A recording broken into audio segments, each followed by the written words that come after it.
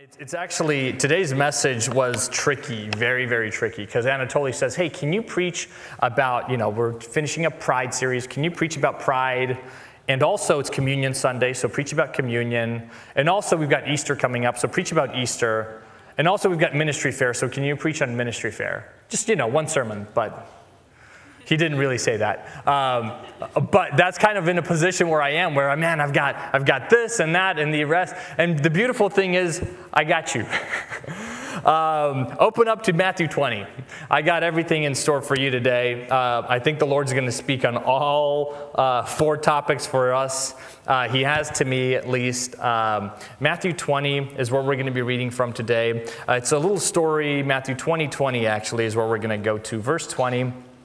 A little story with some really good points that touched my heart, and I hope it touches yours. Let me know when you're there. Good. I see some thumbs up. Beautiful. Let's go. Then the mother of the sons of Zebedee came up to him with her sons, and kneeling before him, she asked him for something. He said to her, "What do you want?" She said to him, "Say that these 2 sons of mine are to sit one at your right hand and one at your left in your kingdom." Jesus answered, "You do not know what you are asking. Are you able to drink the cup that I am to drink?" They said to him, "We are able." He said to them, "You will drink my cup, but to sit at my right hand and my left is not mine to grant, for it is for those for whom it has been prepared by my Father." And when the 10 heard it, they were indignant at the 2 brothers. But Jesus called them to him and said, "You know that the rulers of the Gentiles lord it over them, and their great ones exercise authority over them. It shall not be so among you, but whoever would be great among you must be your servant. Whoever must be first among you must be your slave, even as the Son of Man came not to be served, but to serve, and to give his life as a ransom for many." We're going to dive right into this passage, and I'm going to start with this verse here, verse 25. "You know that the rulers of the Gentiles lord it over them, and their great men exercise authority over them." Let's talk about how this was. Jesus is speaking from a place and time. There was a year, date, time, second, whatever. These words were spoken in the context of history.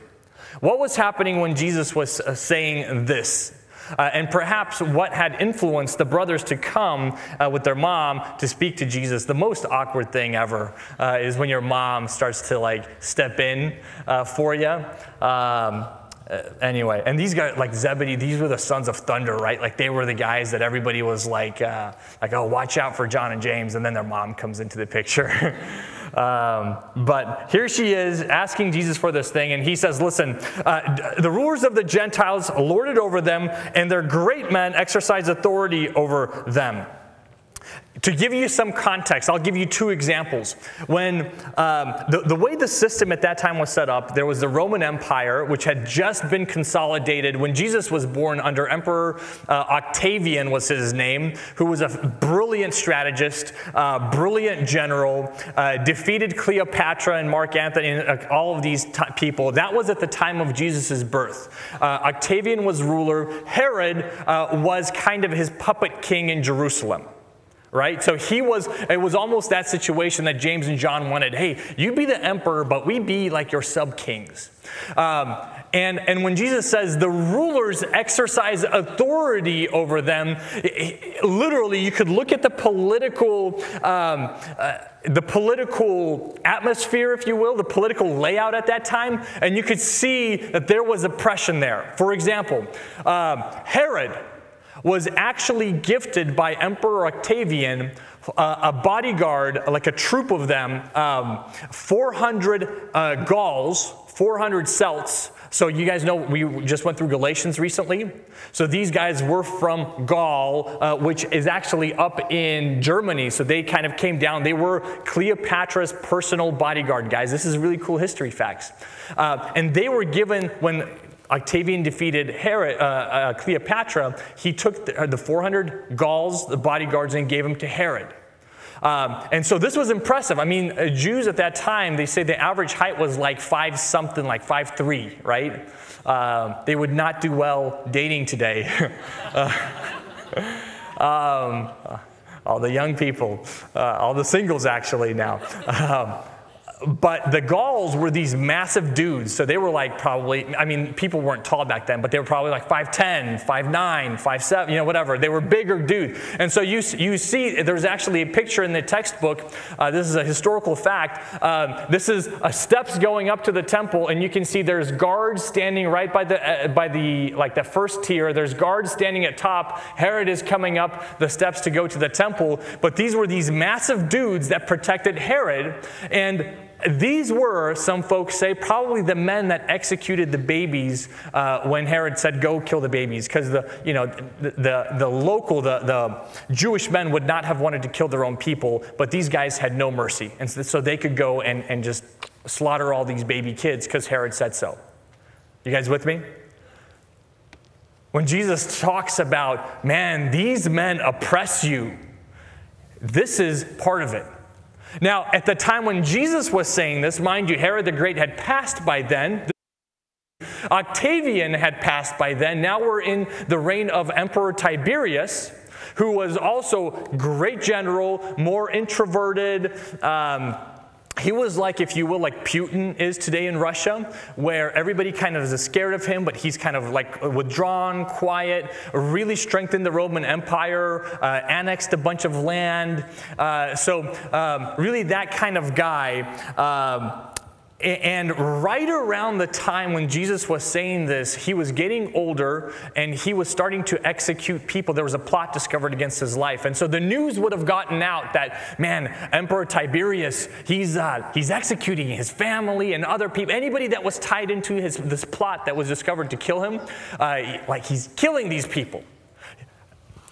The Gentiles lord over the people that are under them. The great men exercise authority over them.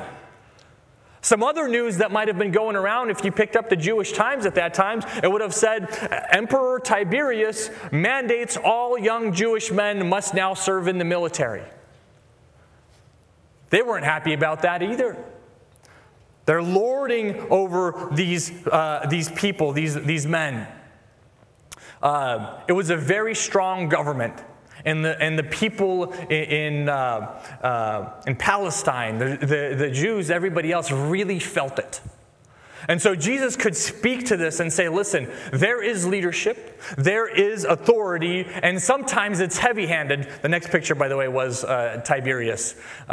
He works out. Next picture. But there was authority there. But notice the way this verse is structured. He doesn't say it's bad to have authority. You can have power. There are leaders, there are people that are gifted power, and we are told to respect it, to respect our rulers. The question becomes, it's how you behave with authority. And so Jesus sets it up and says, listen, there's men that have power, but look how they misuse it. They lord over people. They exercise that authority. But you shouldn't. And it was almost a clash of a Western Hellenistic culture and an Eastern or Middle Eastern culture, where in the Western culture it's do as I tell you. It's a very meritocracy based. You are promoted based on merit. You really don't care about, listen, you're my employee, just do what I tell you to do. I don't care anymore beyond that. Whereas in the Eastern culture, it was more like, hey, you buy gifts for each other. You kind of respect people because of their age. It was more like, almost like family oriented. Two different kind of cultures. And Jesus could be speaking and saying, listen how the others do it. They punish, they're very oppressive, they're very rule-based. There's not a lot of relationship there. If you earned your position, if you earned your respect, you demanded it.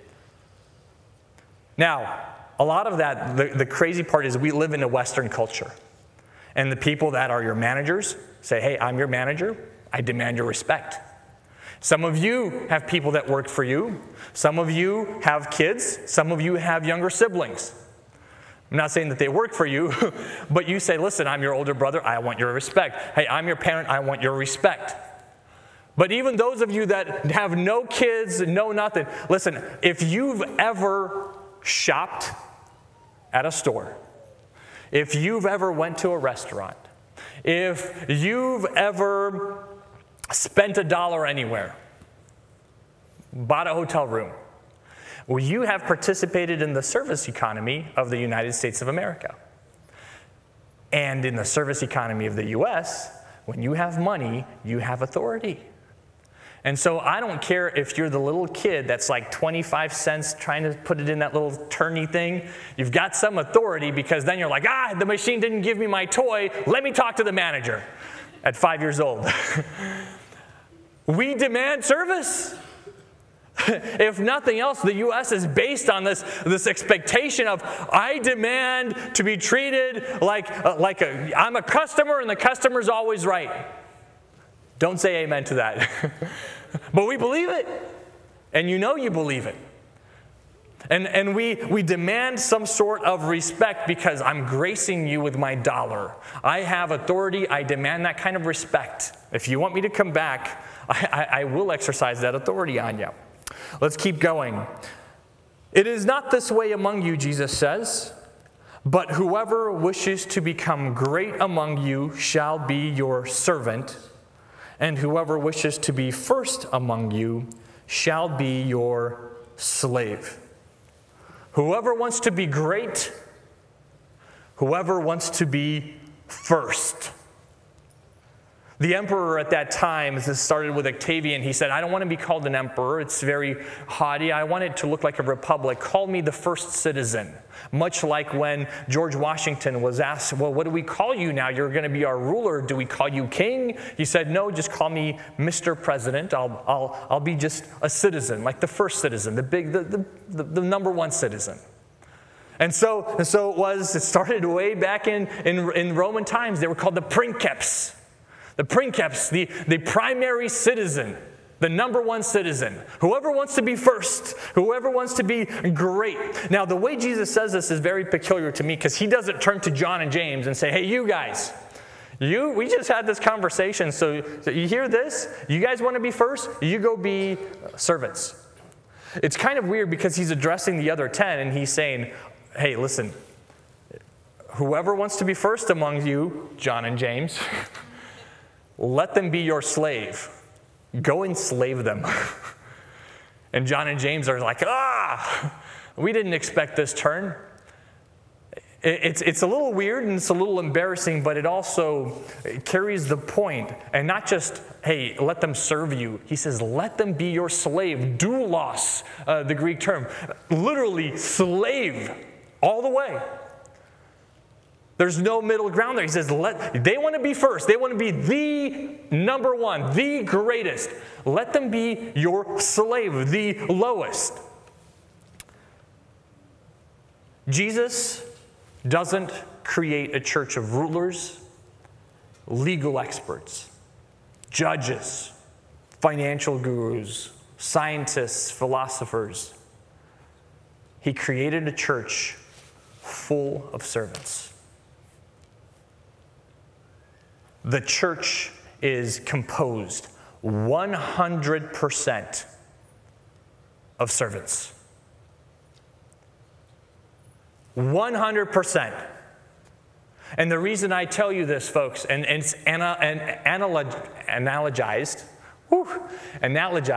many, many different ways in Scripture. The one that we're so common with is the body, right? Paul says the church is like the body. Every member functions together.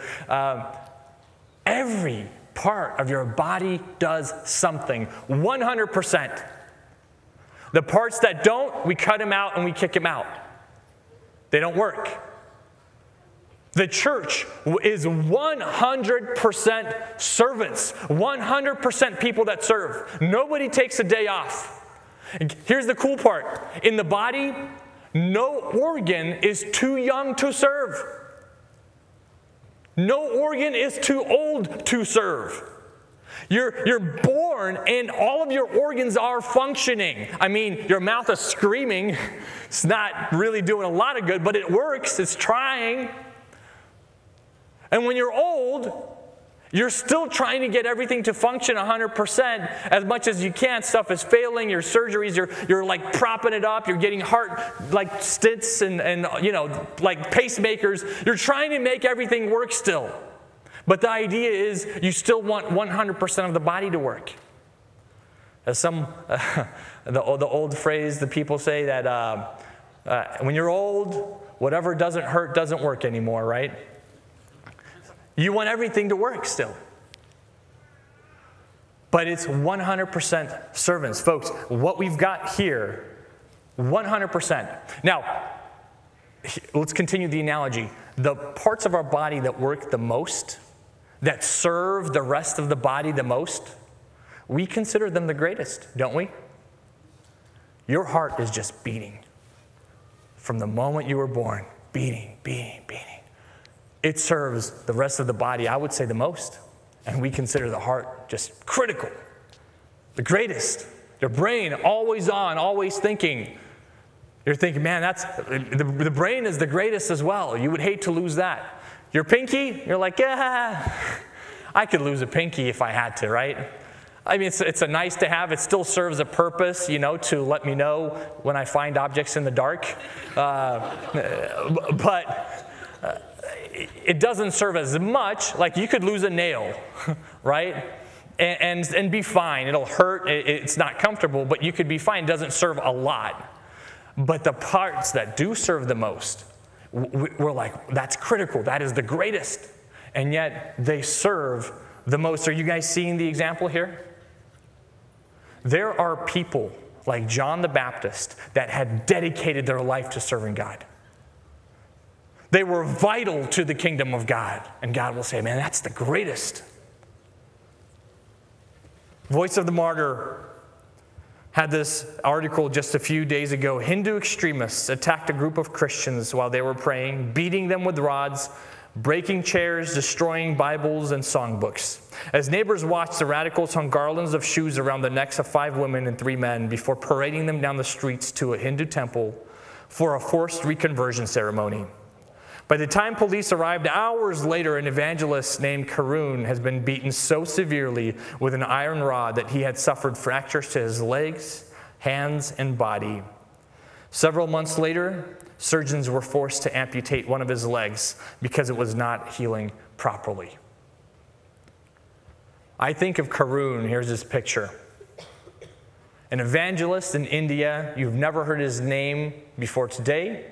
You may never hear it again. You may forget it the moment you step out. You may forget it by the end of the sermon.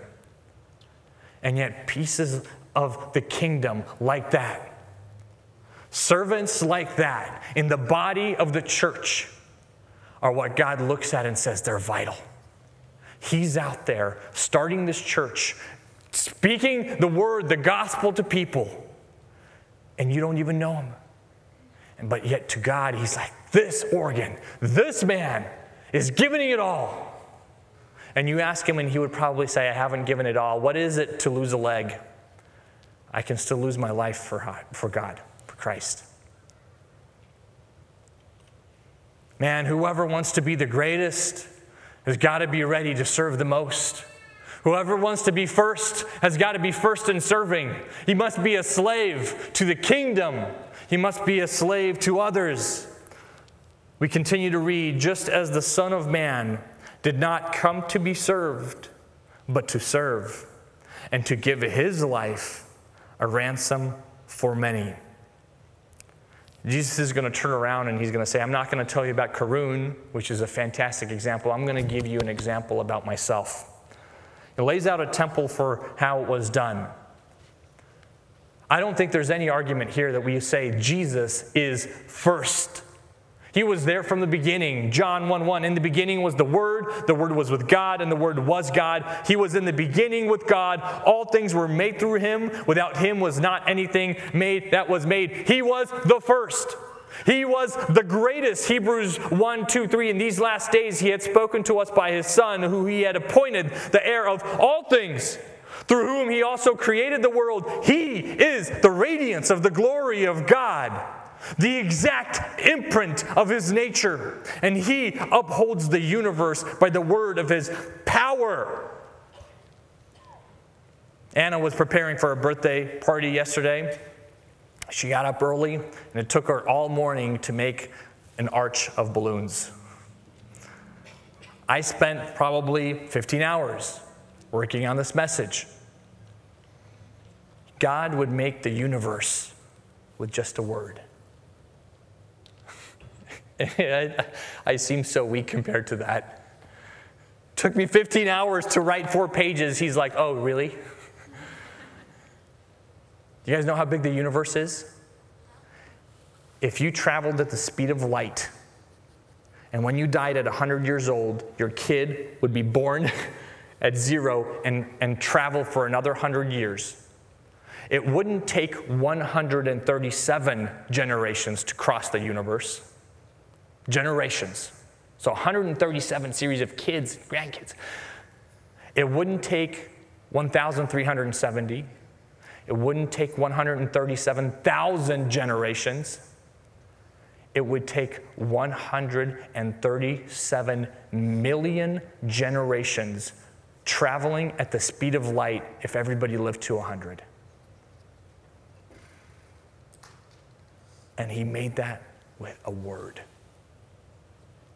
Folks, I don't believe in the old man in the clouds. I don't believe somebody up there, if only I could see into. I believe in a God that is so immense that he would create the universe with a word. That is who I believe in.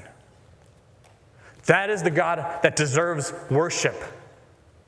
That is the God that is great first. And then that God is going to come and show us how to serve. That God is going to say, I'm going to give you a template for how you all should act. You, my children, should act.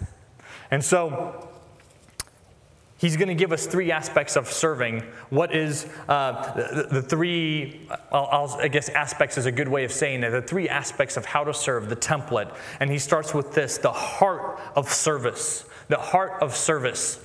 I think when he says the word Son of Man, immediately that tells us a couple of things. The Son of Man, he becomes flesh, lays aside that power, that supernatural intelligence, the omnipresence, the omniscience, the everything that he has, he lays it aside to become this piece of dirt on this piece of dirt planet.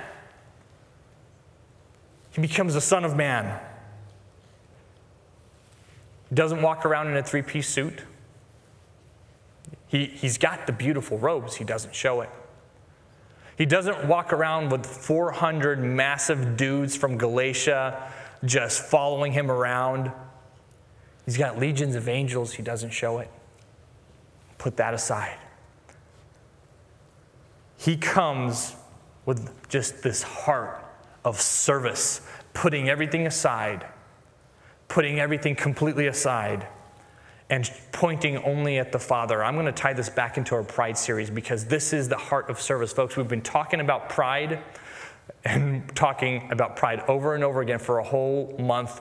I've been immensely blessed and accused, convicted by the messages.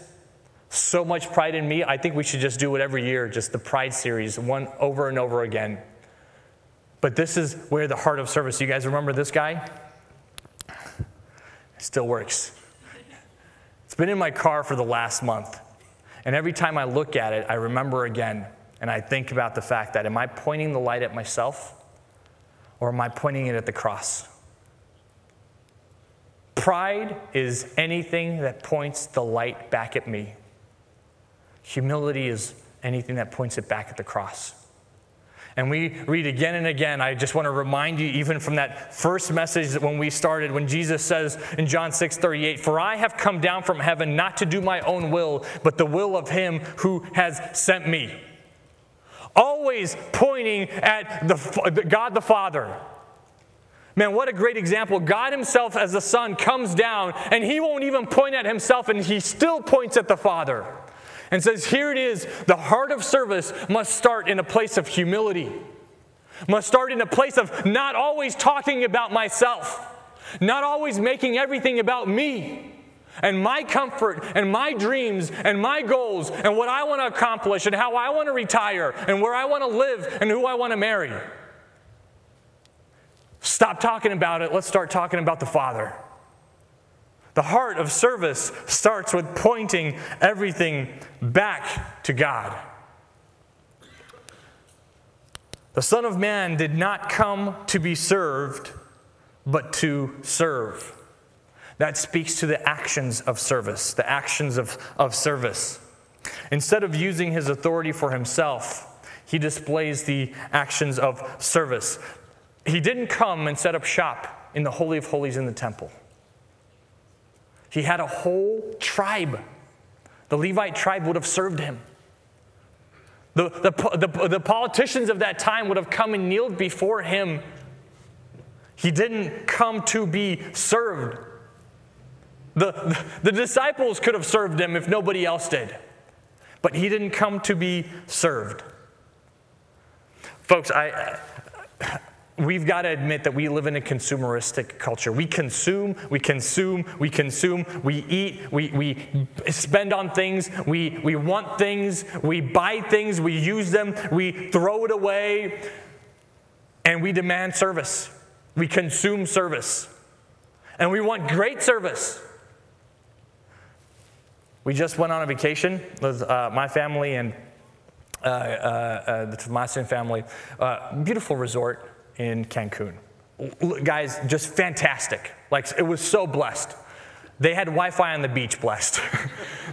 That's literally all you could ask for. You could just sit there, you could work and tan at the same time and listen to the waves. It was incredible. You can be stressed from the emails and relax from the ocean simultaneously. Fantastic food, beautiful weather, iguanas everywhere, scaring Anna, but just a great resort. I left them a 4-star review because I had to walk around a lot and I didn't like it. I want top-notch service. I paid you money. I want top-notch service. I live in America, for goodness sake. And that's the way we are.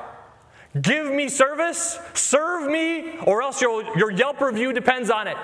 I'll tell my friends about you. And the crazy part is, we bring that attitude to church. You guys ever read Yelp reviews for churches? This is for a local church I will not name. Literally, Google.com. The singles ministry resembles a cult! Exclamation point. Review number 2. Cheesy Christian rock concert was awful. I mean, worse than Creed terrible, if you know what I mean. Here's my best one. Attended the service, enjoyed it very much. 2 stars. Hard to please. It wasn't like heaven. I don't know. How do you get to 5 stars? We bring this culture to church. And we come and we sit down and we say, entertain me. Speak to me. Feed me. I haven't been reading Scripture all month, all week, so I need to hear it now. And it better be good or else I'm not coming back. Or else I'm going to go to the other church. I'm going to try another one. Or else I won't donate. How will you keep the lights on then? And we hop from church to church, folks. That's the reality of it. Because the coffee's not good. Because somebody looked at me weird. The kids program, I didn't like it there. I didn't like the fact that it was too cold, too hot, whatever that might be. Not green enough. I don't know. Like green certifications. People come and they demand, hey, you guys have a singles ministry? I need singles ministry. I need kids ministry. And as one pastor put it, he says, man, people come up to me sometimes and say, hey, does this church have a singles ministry? And I'll look at the person and say, does it? You're a single dude? Join a ministry. Start the ministry. You're part of the church, man. I know you're asking here if the church, the building, the organization. Folks, we're the church. And when we ask these things and say, does the church have great coffee? Does it? Make some. Does the church have a great kids program? Does it? Make it great. Go over there and participate. What does the church do for the poor? I don't know. What does it do for the poor? What can the church do for me? Let me ask you. What are you doing for others? And we go out and we make demands on church, and then when people come to us and say, hey, can you please do something? We say, oh, I'm not passionate about that. I don't have time. We make these excuses. Folks, we are the church. And if we're not doing it, who is? Great illustration. I've used it before, and I'm going to use it again. But the difference between a restaurant and cooking dinner at home. And when we come to church with a restaurant mentality, we want to be served because I'm going to pay you, and I might leave a tip if you're good. And we walk out, and we don't have to clean up. And nobody's out there with the vacuum. You don't bring a vacuum to the restaurant because I'll clean up after myself. And let me wash I got a stain on the tablecloth. I'm so sorry. Can I wash that for you? And you guys need help in the kitchen? Because I make a mean scrambled egg, so we can add that to the menu real quick. You walk in, you walk out, service is done, leave a Yelp review, never coming again, 1 star, and you're done. Who has a Yelp review for their wife's cooking? You look really hungry because she won't feed you for a while. You change that to a 5 right now. You come home and you sit at the table and you don't wait. Like, it's been 10 minutes. Where's dinner? Somebody get me a water. You don't do that. You come home, folks, family setting the table, you sit down at the table and you do something like that, you'll have a concussion. 2, if your mom can get to you before your dad.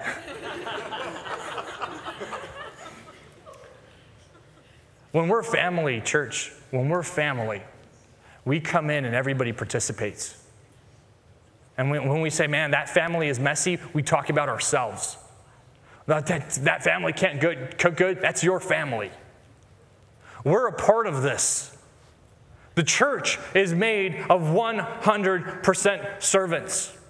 And if somebody comes to you and says, hey, can you please participate in this ministry? And you say, oh, I don't have a passion for it. Guess what? I don't have a passion for taking out the garbage either at my house. Still do it. Because I don't like it when it stinks. I don't have a passion for washing dishes. I still do it. Because we're a family. And I think we've got to recognize that, church, every single person here, that if you stop participating in the family, man, God will find somebody else to do it.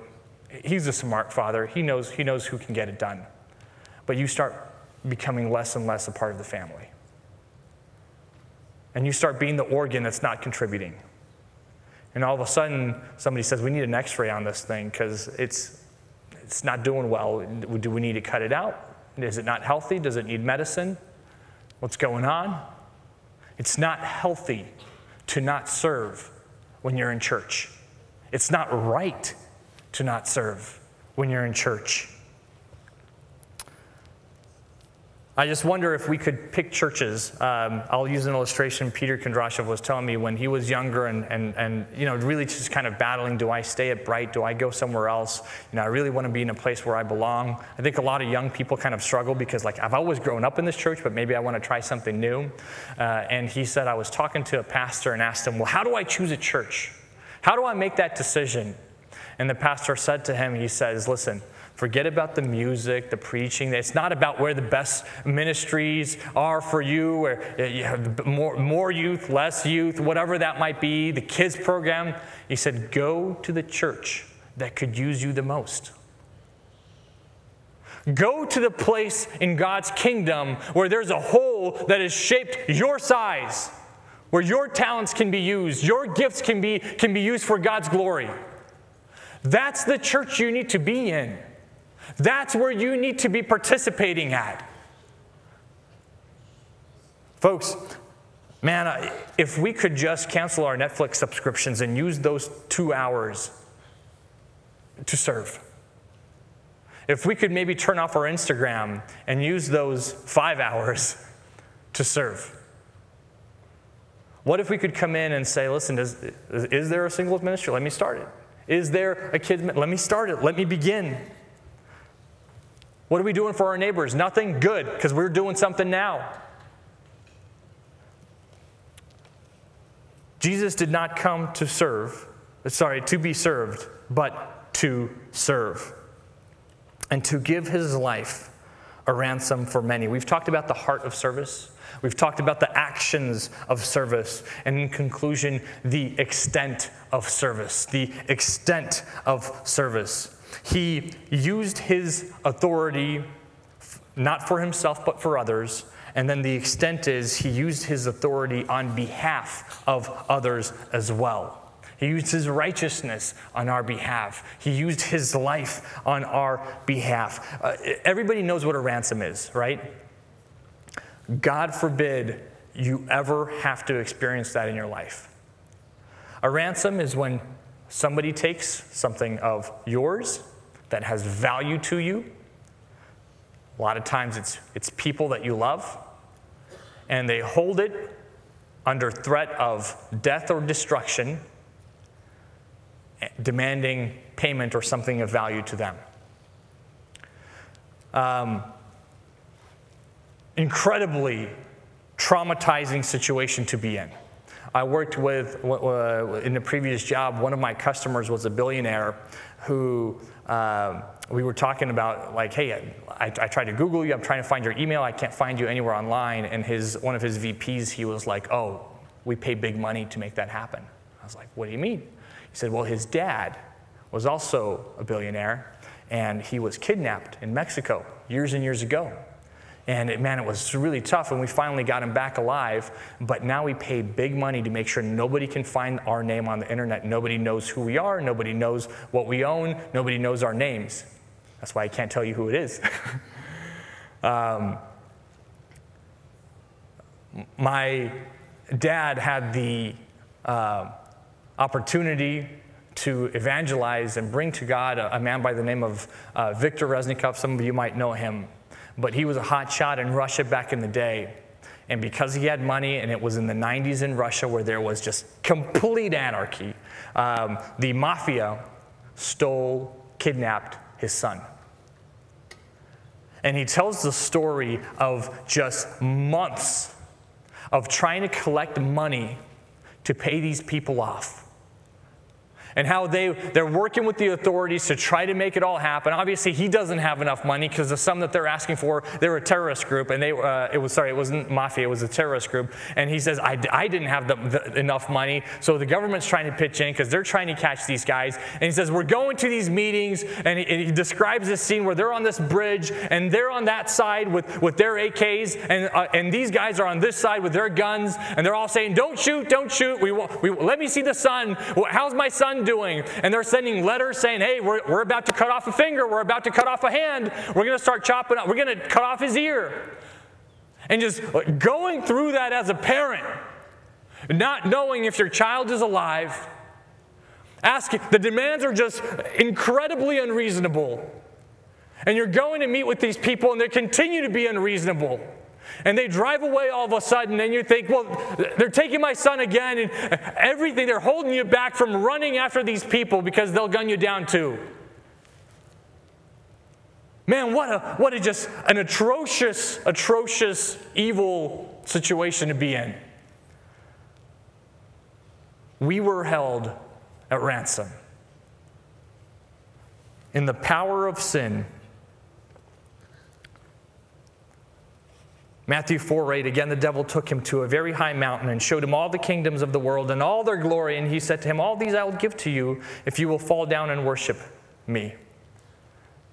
That's who has us all at ransom.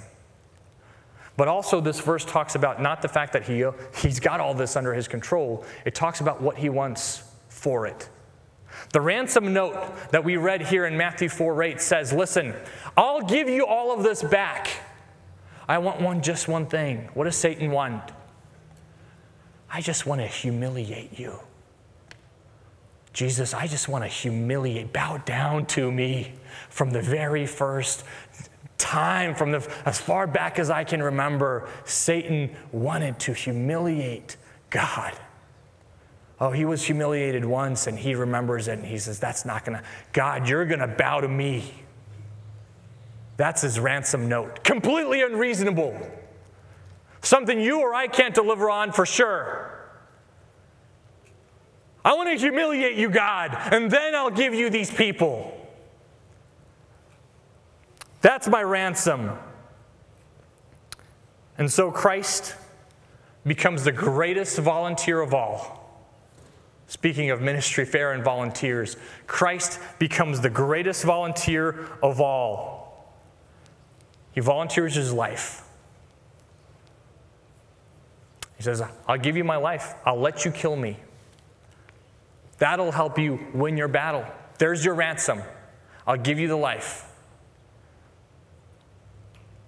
Pastor Vladimir, I can't remember his name, right? Minyakov is his last name, tells of a story in Beslan when a terrorist group took over a school with hundreds of kids and students and teachers. And one of the survivors would tell her testimony, and she says the terrorists, when the attack by the special forces began to try to retake the school, had herded us. One of the terrorists herded us into this closet, maybe 10, 15 people into this closet, and then he takes a grenade, chucks it in, and closes the door. She said it was like slow motion watching this thing start to roll across, but this thing had a side window, and she said, in a split instant, I just hear the thing shatter as this dark figure jumps in through the window and jumps on the grenade. And it goes off an instant later. Yes, there was shrapnel. Yes, some people got hurt, but everybody remained alive except for the special forces, that man that jumped through the window and took the full blast, ripped him to shreds. Jesus said, I'll be the ransom. I'll serve, and the extent of my service is my life. I'll give it all. Isaiah 53:7, he was oppressed, he was afflicted, yet he opened not his mouth. Like a lamb that is led to the slaughter, like a sheep that's before its shearers is silent, so he opened not his mouth. I watched a bull be put down for meat, and it's crazy how the gun is pointed at his head, and he's just standing there peacefully chewing his cud until the shot rings and he just instantly drops. Done. Not a word. Peacefully comes in and says, I'll take the ransom. I'll serve. And death claims him. God has been humiliated. Satan has won. Except 3 days later, you guys know what happens? Come back in 2 Sundays, you'll find out. We're going to celebrate Easter because death could not hold him, we sing. It has taken what was not its own. Death goes to cash the check, and the check bounces because it could not take a perfect life. Sin could not have control over something that was sinless. But the ransom had been paid. You and I have been freed. Folks, this is service. This is what we're talking about. The heart of service pointing to the Lord. The actions of service, being the least, serving at 100%, and the extent of service, Christ says, I gave it my all. To ransom you, to buy you, to rescue you. How crazy would it be? How just absolutely crazy would it be if somebody who was ransomed, if that girl went into the house of that special forces man, went into his house where his wife is grieving, the kids are grieving, and she sat down at the table and said, hey guys, can you make me a sandwich, please? I need you to serve me now. I know that your husband gave your life for me, but can you guys, can you pay my college bill? Can you pay my cell phone bill? And yet that's exactly what we do when we come to church. Feed me. Take care of me. Make me great coffee. I don't like the music, it's too loud. I don't like the air conditioning, it's too cold. I don't like the carpet, it's too gray. I don't like the parking lot, it's too full. And folks, then we go to a different church because we don't like it here. Man, would the church be full of servants? Can we stand? Would the church be full of servants? We're going to have ministry fair next weekend. I really hope that folks can come out and participate and find themselves in ministry. I hope that this is a healthy body, that everybody here could say, man, I know what I'm doing for the church. I know exactly how I'm participating. I know where the kingdom side, where the hole that is my shape in the kingdom is. And I know how to fill it, and I'll be there. And if you don't, that's exactly why we're doing that. Man, we've got good news. Christ is risen. We are free. But there's a response required there as well. He's formed the church, and the church is full of servants, full of people that served, and he set that example for us. I'm just going to lead us in prayer. I'm going to give you a moment of just silent response. Obviously, if you'd love to pray with a minister, please come out and pray with us either now or after the service. But right now, it's just you and God. If you could bow your heart and mind before him. Stand in front of the one who gave it all for you, who loves you so much that he would leave everything to come and die on this planet for you, for the church. Man, that requires a response. That is just a response of love. I'll give us a moment to pray, and we'll worship afterwards. Father, more than anything, I just want to say thank you. Thank you, thank you, thank you, thank you for the ultimate sacrifice, that you would give your son to die for me, for the church. And you gave it all. You paid the ransom. Father, I just praise you for Jesus. And I pray that our faith is strong because we stand before such an important truth of who we serve. And then our response, Father, there's a reply there that's required of love, of loving you with all our heart, soul, mind, and strength. And we kind of pick and choose there what we choose to do, and we're not passionate about half the things, and we're lazy about the other. Father, just forgive me, forgive us, and ignite in us that fire, that realization of what we stand before, who we serve, and what that demands of us. Money is just money. School is just school. Work is just work. There is eternity where we will stand before you and worship you. Man, we want our lives to honor you now. We want all of our possessions to be yours now, to be used for you, to be used in serving you. Father, I pray that I can make that commitment and everybody here can make that commitment, standing before the immense truth of your death, your resurrection, of the ransom that was paid for us. In Jesus' name we pray. Amen.